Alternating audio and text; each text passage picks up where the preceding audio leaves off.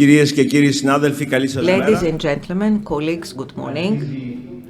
We are starting the meeting of our General Assembly, the third session, which is the most important and decisive one, because this is on the organizational matters. We will start with our report on past activities and our planning for future activities. Before I go on with the detailed presentation of the reports of past activities, allow me to welcome in our works new colleagues. First of all, allow me to congratulate the members of the Greek delegation who were re-elected in the recent elections, especially our treasurer, Mr. Stavros Keletsis, who was re-elected in the constituency of Evros and was honored by the Prime Minister by being included in the cabinet, in the government. He is now the Deputy Minister for Rural Development and Food, which is a very critical ministry for our primary sector. So congratulations, Mr. Keletsis. Allow me also to welcome colleagues from the Parliament of Bulgaria who were recently re-elected too, and let me wish them to have a most fruitful term in office. Dear colleagues, in our anniversary General Assembly, we have a richer, obviously richer African wing, African delegation in our organization. We have colleagues from the parliaments of Ethiopia and Kenya, even with female representatives. And on this occasion, I would like to express our support to our colleagues, parliamentarian from Sudan, which suffers from a conflict, a tragedy that has been going on for quite a while, and the colleague from Sudan has spoken about it yesterday. So welcome everyone, old and new friends. Welcome to our 30th General Assembly, and we hope this occasion can re-warm our interparliamentary relations. And at this point, let us watch the message from Sergei Gavrilov, the outgoing president of our General Assembly.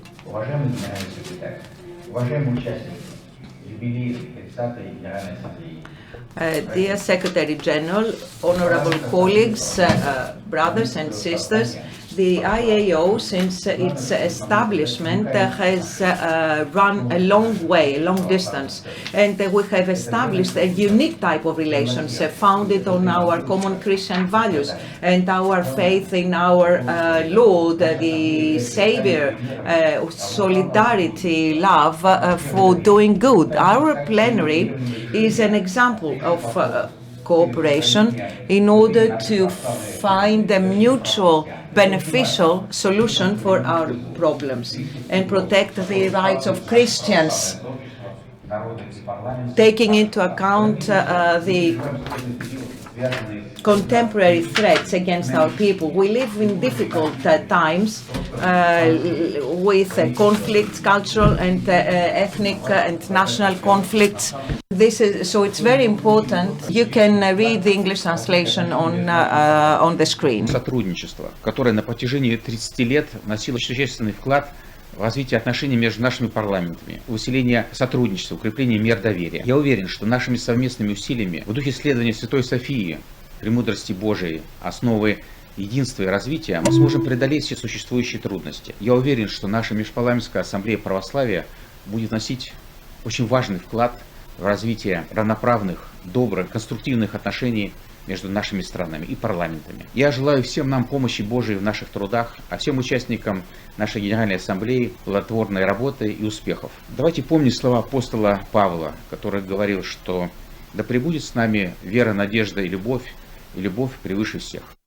So let's hope that peace prevails. Let's hope that this war between two Orthodox peoples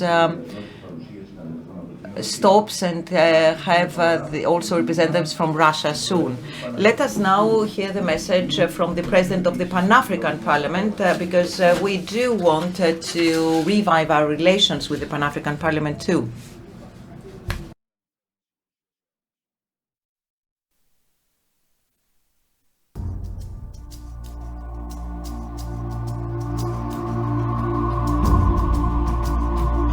Thank you for this opportunity to address the Interparliamentary Assembly on Orthodoxy.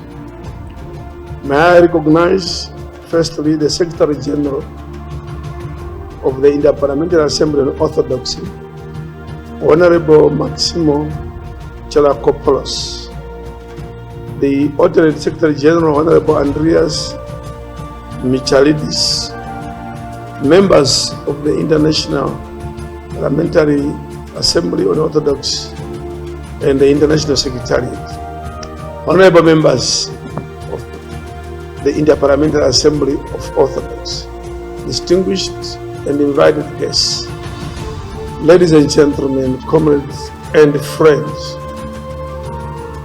As an unapologetic man of faith, let me first express my gratitude to the Secretary General for graciously extending an invitation to me to address this gathering. I am pleased that the theme of the 30th anniversary commemoration is 30 years of I.A.O, facing new challenges before new perspectives, because this theme gives us the opportunity to reflect back on the last 30 years of your existence and earnestly self-introspect on whether we have achieved the objectives for which this noble institution was established. For me, this is particularly important as I have just come out of the Parliamentary Conference on Interfaith Dialogue, which presented a bleak and worrying picture of the level of intolerance, discrimination and prejudice in this world that is driven mainly by the politics in the region.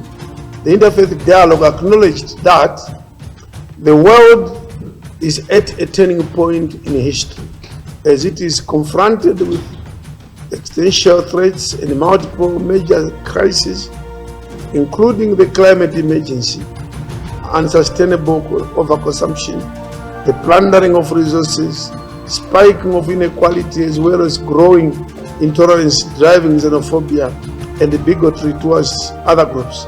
Oppressive regimes are curtailing civil rights, and physical and ideological wars rage worldwide.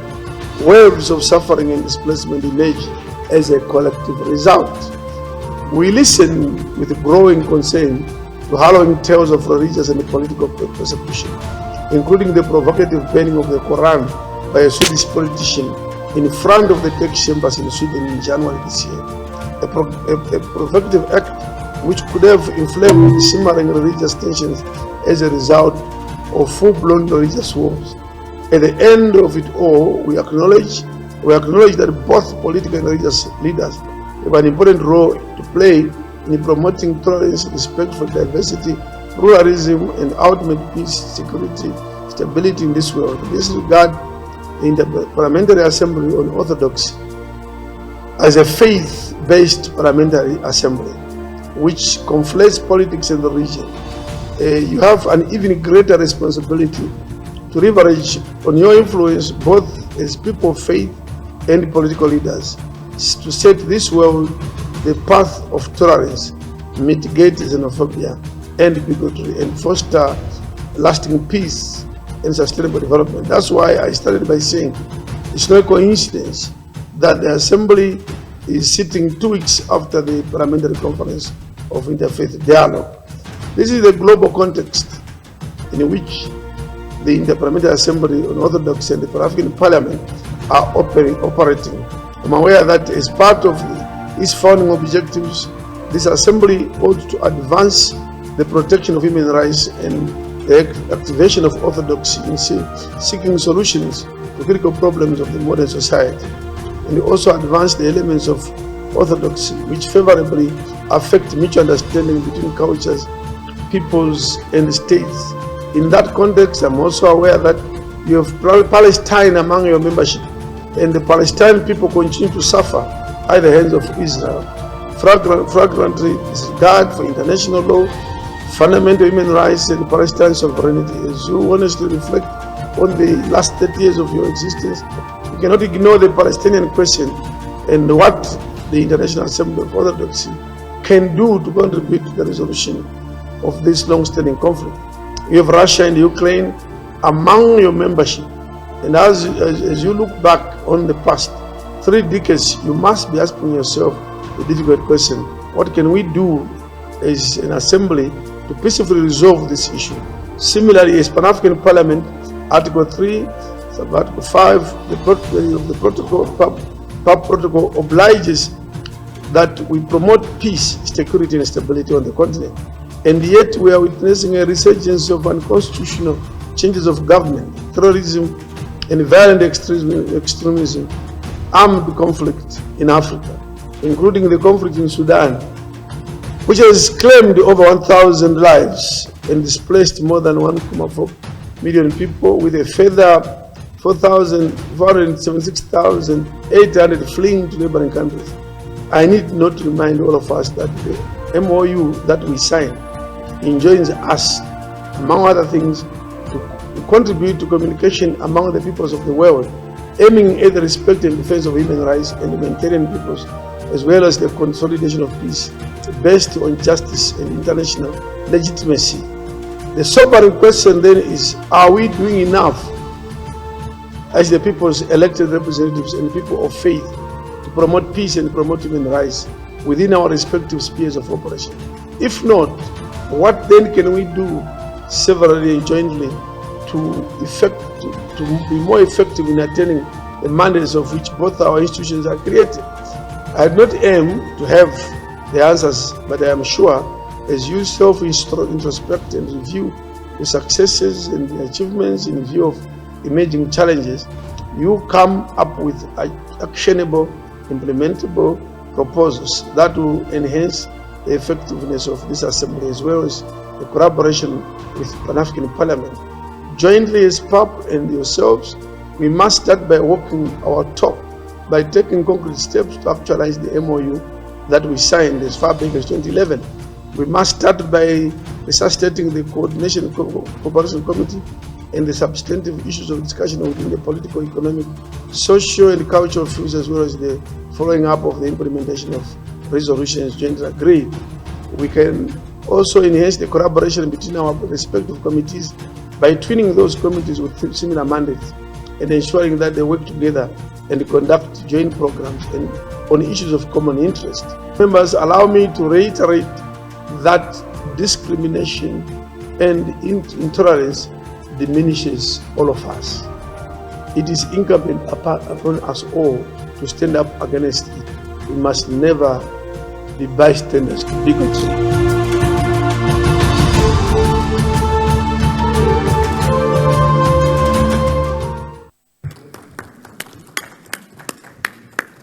I want to thank the new president of the Pan-African Parliament for his address, which tells us that the Memorandum of Understanding signed between us in 2011 can be activated with joint actions on issues that we share as values and concerns. The last time we had our General Assembly was in Kania, Crete, 2021. There we actually announced the return to normalcy after 2 years of seclusion because of COVID-19. Unfortunately, the invasion of Russia to Ukraine actually created unprecedented conditions of an institutional crisis for our organization, and we had to adjust, which we did.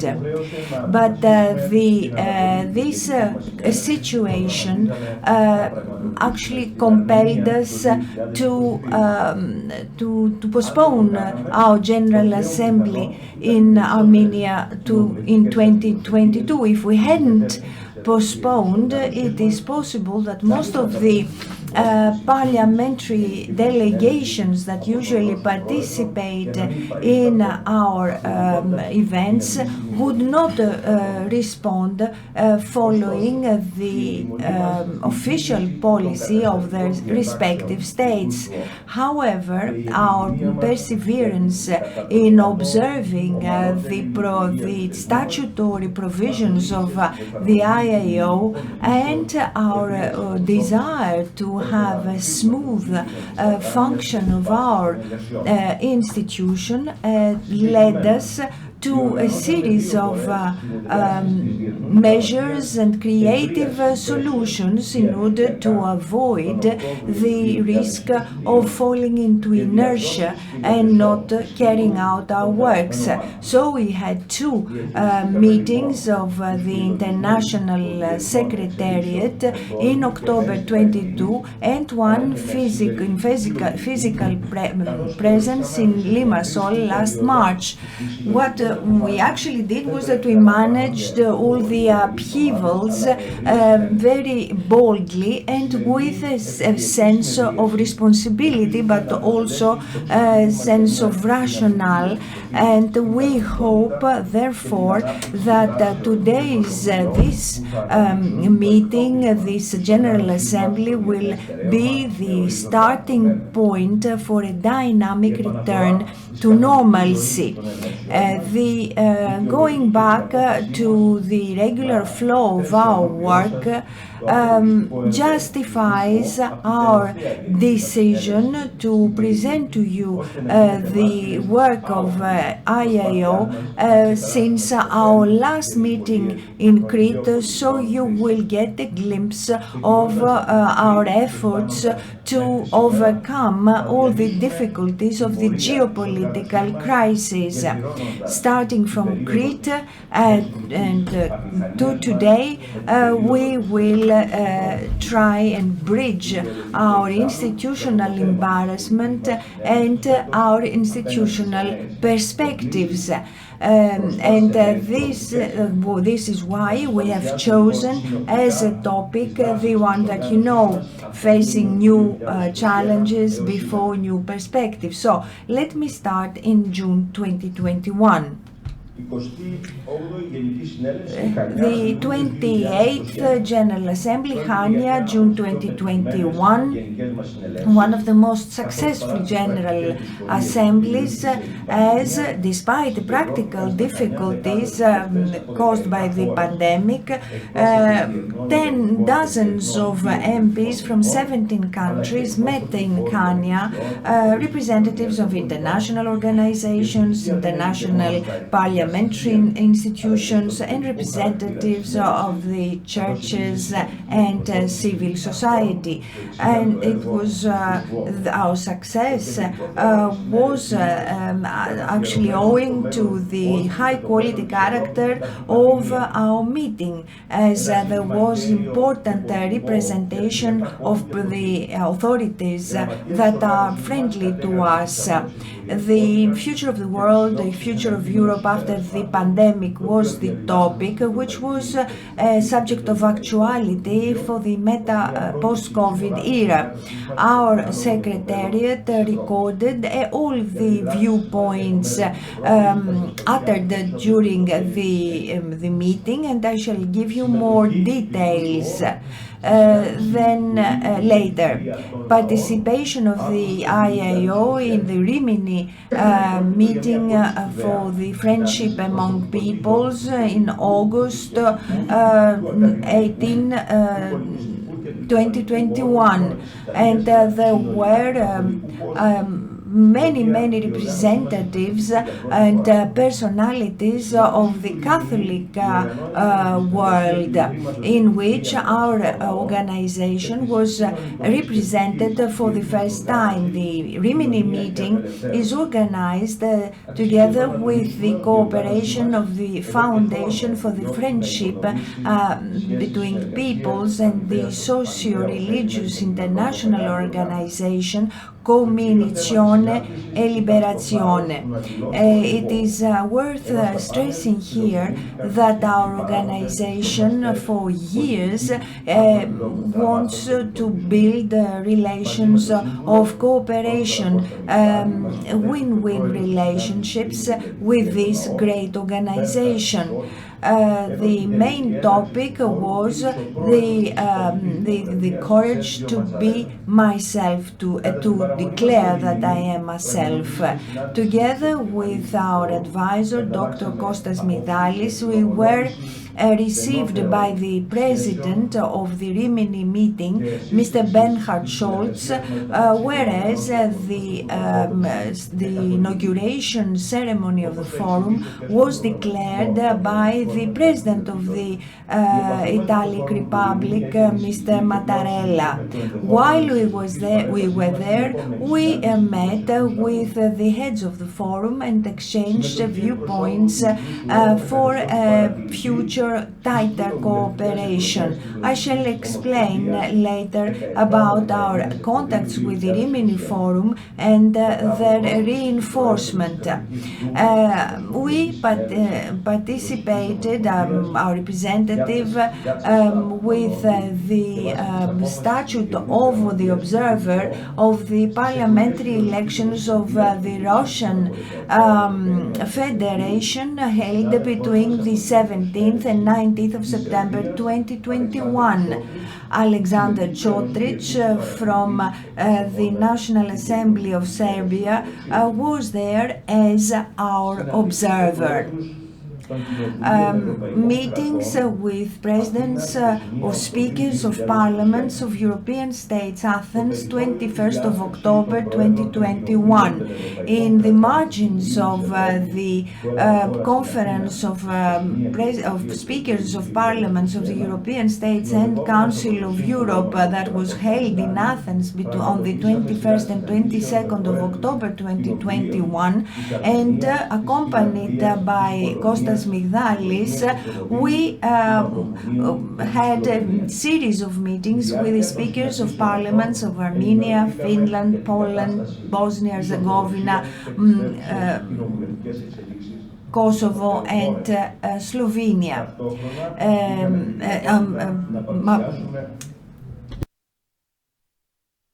Montenegro, I'm sorry.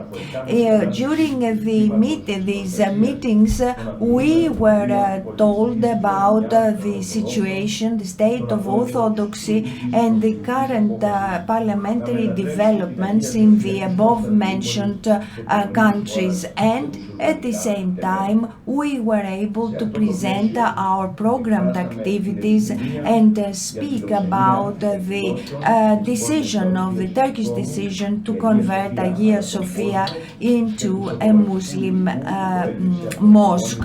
It was in this framework that we expressed the desire to have events for the presentation of the tomos of the Hagia Sophia in the photographic contest of the I.A.O. in the above-mentioned countries.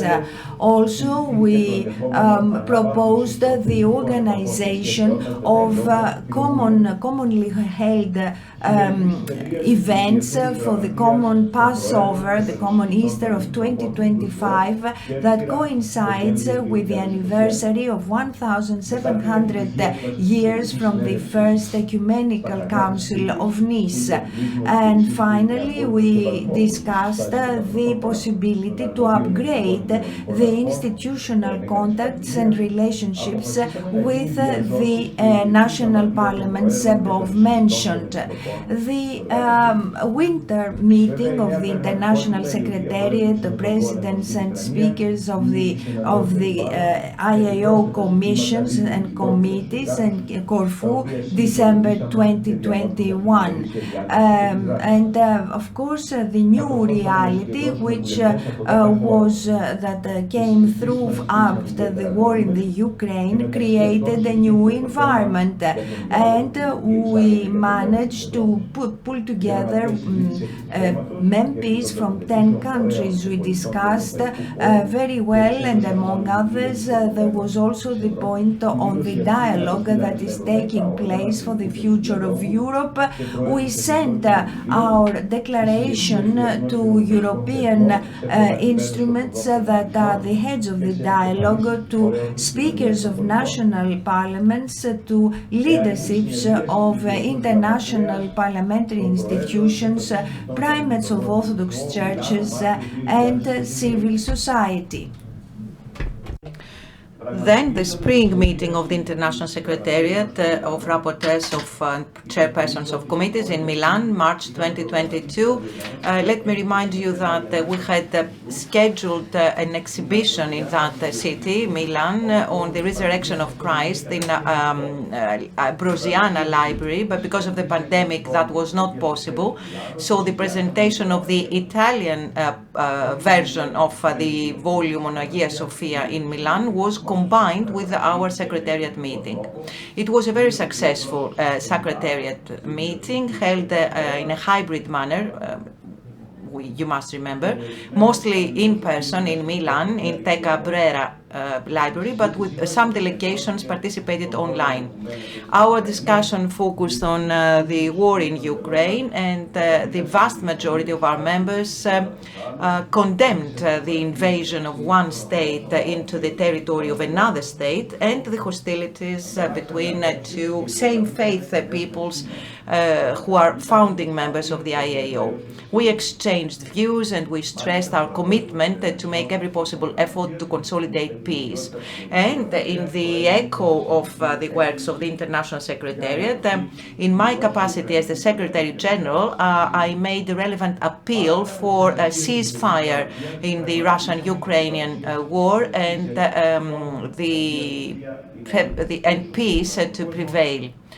In parallel with the works of the International Secretariat, we presented the Italian version of the volume Hagia Sophia, the Churches of the Wisdom of God, in Galleria Meravigli, with the presence of Mr. Bruno Tabacci, Deputy Minister, and the Metropolitan of Italy, Polikarpos, who also delivered the speeches about this initiative. We also visited the ecumenical monastery of Bose, close to Milano, and we had very cordial discussions with the monks and the abbot.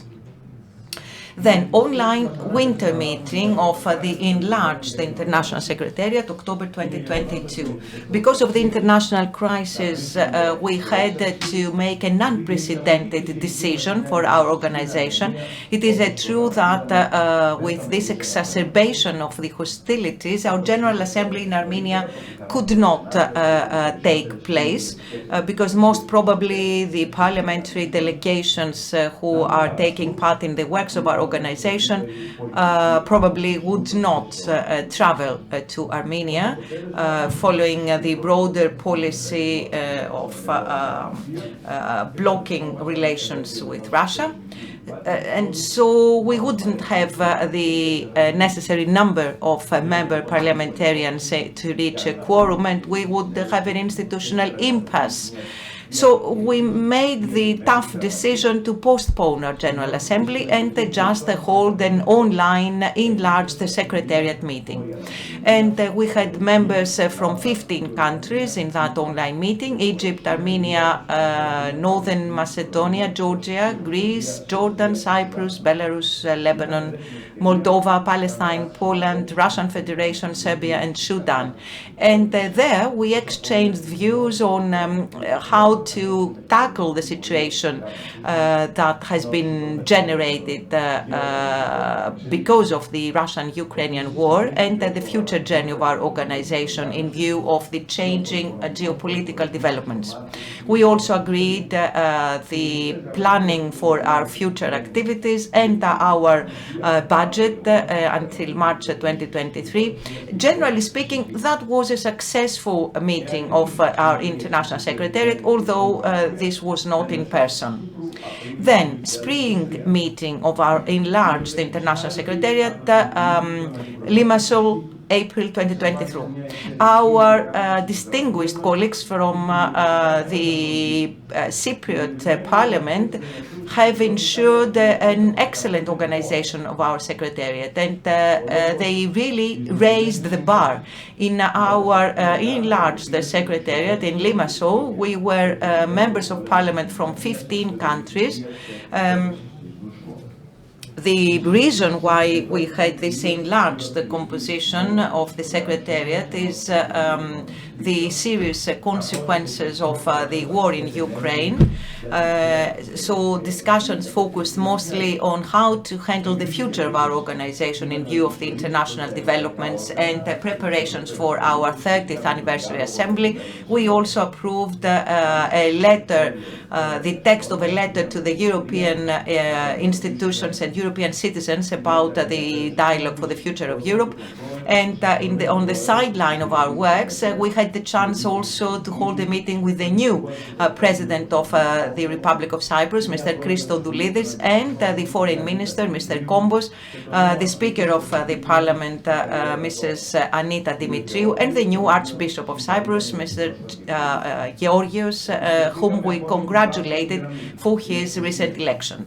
We also visited the Green Line in Nicosia, which separates the latest divided capital of Europe, and we had the honor of being welcome in the town hall of Nicosia by the mayor, Mr. Konstantinos Giorkadzes, who has shown us the occupied part of the capital from the roof of the building, which is next to the town hall. And from there, even the church of Hagia Sophia on the occupied territory of Cyprus is visible. I would like to praise this exceptional organization of our Secretariat in Cyprus, because this allows our organization to go beyond the purely interparliamentary framework, because we also strengthened bonds and contacts with the executive power, the heads of state and governments, even heads of the local administrations. Finally, in the Holy Diocese of Limassol, we presented the volume on Hagia Sophia in collaboration with the House of Representatives from the Republic of Cyprus. That event was addressed by the Speaker of the Cypriot Parliament, the head of the Cypriot delegation to the I.A.O, Mr. Panicos Leonidou, the Metropolitan of Limassol, Athanasios, the Mayor of Limassol, Mr. Nikolaidis, the Vice Dean of the Technical University of Cyprus,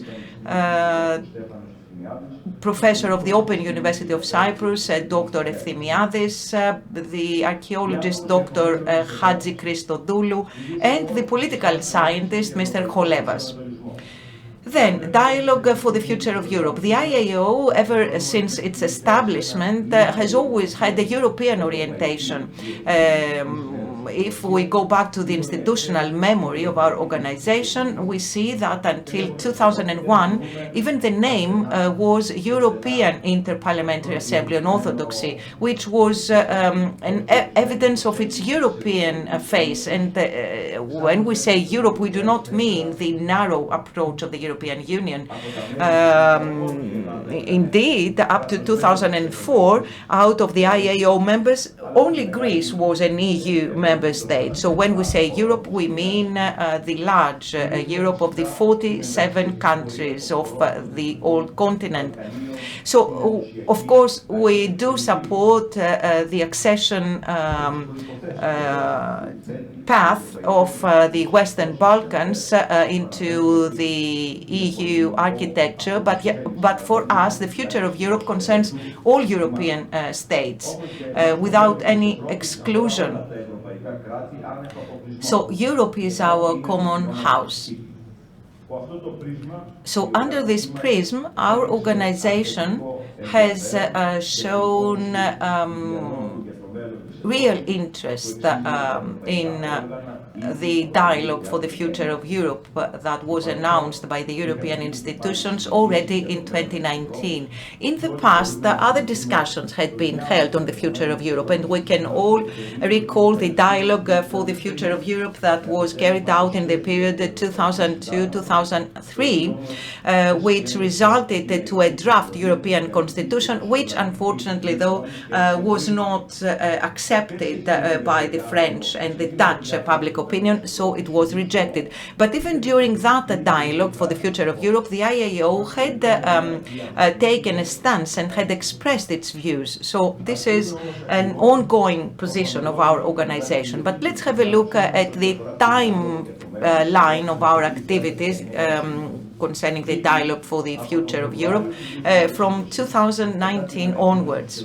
So already in February 2020, after the announcement of the European Commission and the relevant resolution of the European Parliament about the organization of the Conference for the Future of Europe, our organization, under the leadership of the then Secretary General, Mr. Michailidis, has sent letters to the leaders of the European institutions about the importance of this Conference for the Future of Europe, and we made an appeal for all interparliamentary institutions to be included in that dialogue, irrespective of the thematic scope or the geographical determination, especially the IPU, and this letter was shared with the leaders of several international and regional interparliamentary institutions and civil society entities.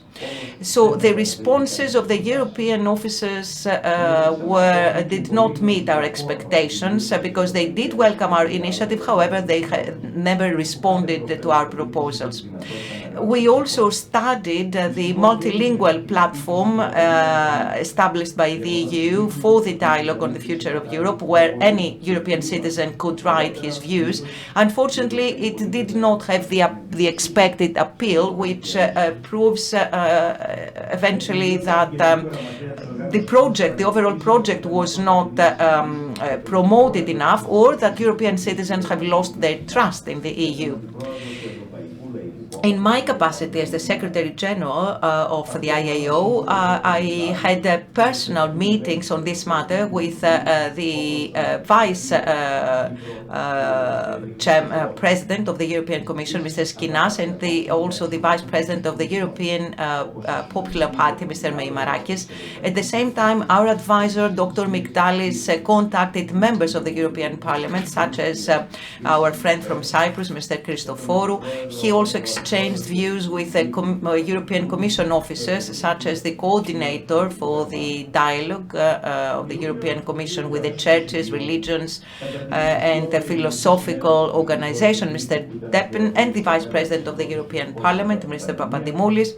Then in July 2021, during the 28th General Assembly of the I.A.O. in Crete, dedicated to the future of Europe, we made proposals on how the I.A.O. could actively participate in the overall dialogue for the future of Europe.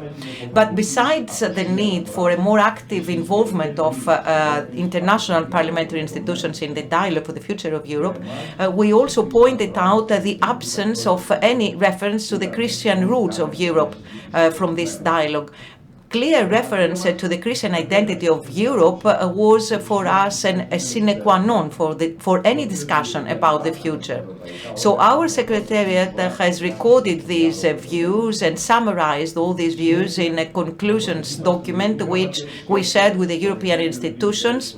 And then in the International Secretariat in Corfu in December 2021, we adopted a relevant statement on the future of Europe, which mentioned, among others, that the dialogue process is a unique opportunity to record historical truths that can enlighten our future. The Christian roots of Europe is one of the solid foundations of the European civilization. Any effort, any attempt to conceal such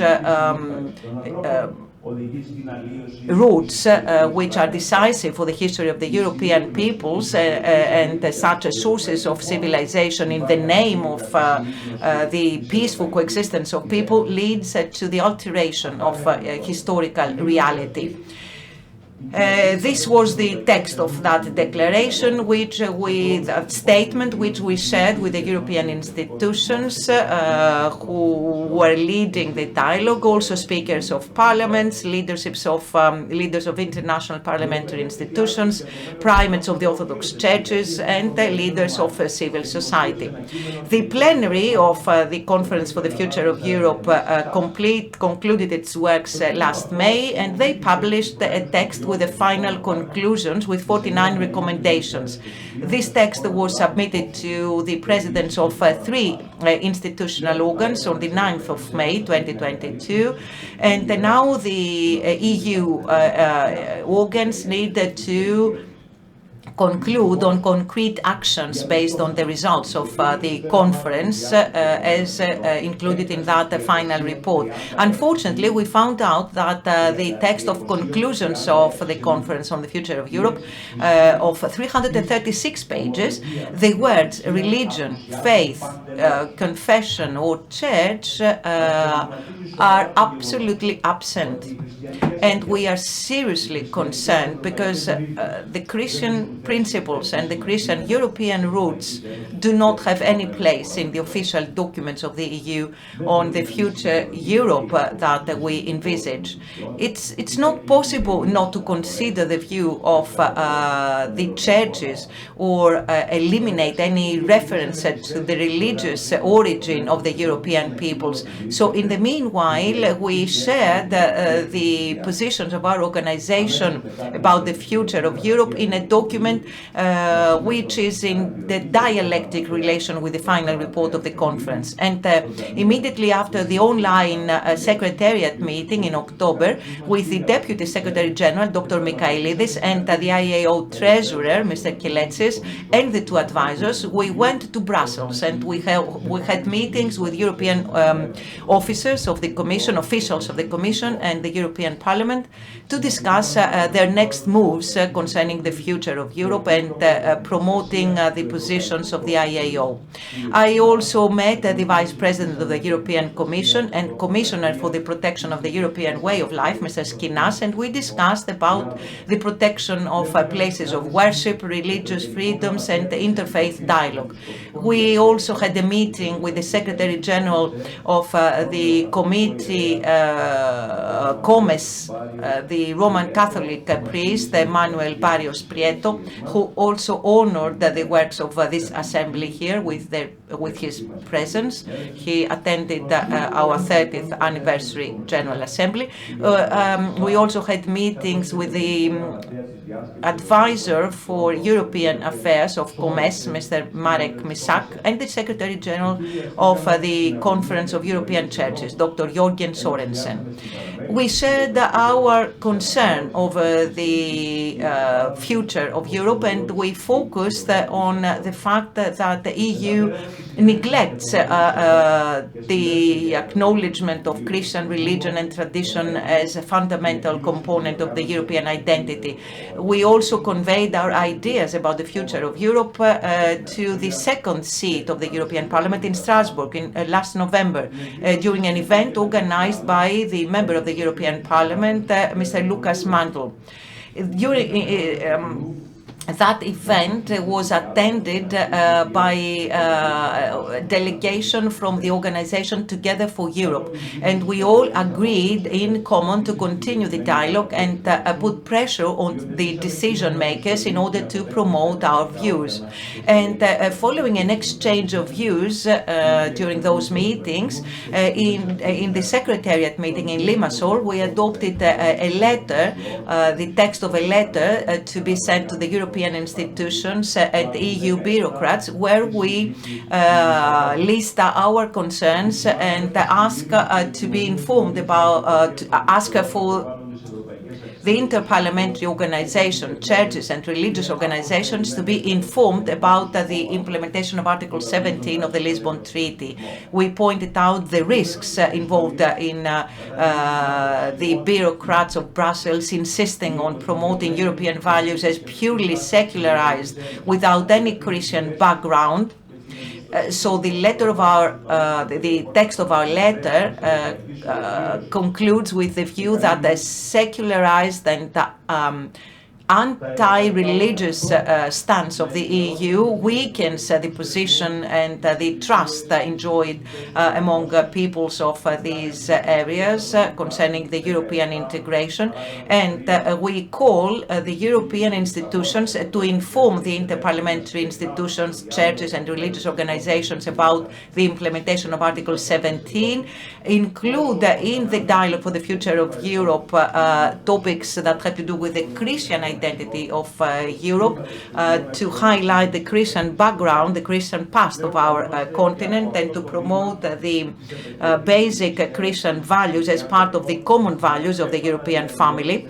And from this podium now we have to restate our faith, our trust in European values and the EU acquis that has been achieved so far by the institutional entity of European integration, but we need to express our dissatisfaction over the ignorance of the Christian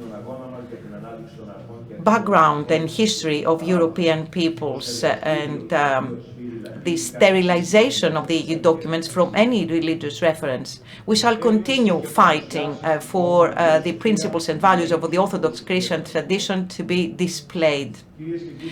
Then the publication of the volume Hagia Sophia, the Churches of the Wisdom of God over the world. It's one of the most important publications of our organization over the 30 years of our journey. But allow me to admit that the acceptance of this volume from the international public opinion and the appeal it still has in every country was not expected, even exceeded our expectations. Let me remind you that this volume is the outcome of the collaboration between the I.A.O. and the University of Athens, according to a relevant MOU signed in April 2021. And through this specific initiative of the I.A.O., we highlight the wealth of the monuments dedicated to the wisdom of God, Hagia Sophia. So it includes elements about history, theology, and construction of churches, 37 iconic churches of Hagia Sophia, from the British coastline up to China. The volume has already been published in 13 languages, and it is now being translated into more languages in order for this effort to be shared with many more peoples in the world. This was not an easy project, of course. We had several difficulties concerning the selection of the scholars to make sure that the scientific reliability would be adequate, and we also wanted to have adequate geographical representation. We wanted to make sure that translations would be absolutely correct. But I should say that we were compensated for this effort. And at the same time, we send a message of unity as the Orthodox world against this unprecedented and provocative decision of Turkey to turn the Church of Hagia Sophia in Istanbul to a mosque. We believe that the monumental publication is a useful instrument to communicate our message and condemn this arbitrary action against the historical truth. And we have shared this volume, we have handed over the volume during official visits and meetings with political and religious leaders. I also gifted this volume to the Foreign Minister of Greece, Mr. Dendias. We have also given the volume to His All Holiness Ecumenical Patriarch Bartholomew in Phanar and the Pope Francis. The volume has also been given to the General Director of UNESCO, Mr. Andrei Azoulay, when we visited Mrs. Andrei Azoulay, when we visited the seat of the global organization to discuss the recognition of Hagia Sophia in Istanbul as a monument at risk because of the extended destructions it has suffered because of the massive gathering of Muslims. And we have also launched a very important campaign to inform and raise awareness among the international public opinion through the presentation of the volume. We have organized official presentations of the volume in different countries where major figures from the political, state and religious leadership are gathered, and also diplomats and members of the academia, people who are willing to support our awareness-raising campaign. It's true that we have actually started a real marathon of presentations, and I will give you some examples. Athens, February 2022, the first presentation of the volume has taken place in Ellinikos Kosmos Center, where despite the restriction, the lockdown measures because of COVID, we had several attendees.